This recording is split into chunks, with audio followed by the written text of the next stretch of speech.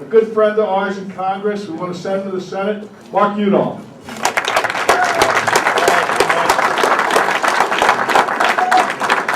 Good morning. Isn't this guy great?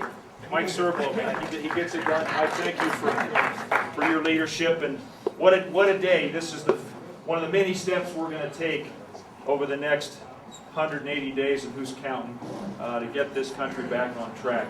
I got elected in 1996 to the State House with your all's help up in a district, the 13th district. It's been held by only one Democrat in 30 years. You all went out and walked the doors, walked the streets, took our message to the people in that part of Boulder County. We won that seat. Then 2 years later, you stood with me when I ran for the United States House of Representatives. That was a toughly fought race. We prevailed in the end. I'm going to speak today about my mom. She was a Coloradan. She loved this state. In that race in '98, to show the kind of commitment she had, and the kind of commitment I know that our working brothers and sisters have, she was in a car accident. Her little car, compact car, was crushed. She was fine, but it took 2 hours to get her removed from the car. They had the whole jaws of life and that whole deal there.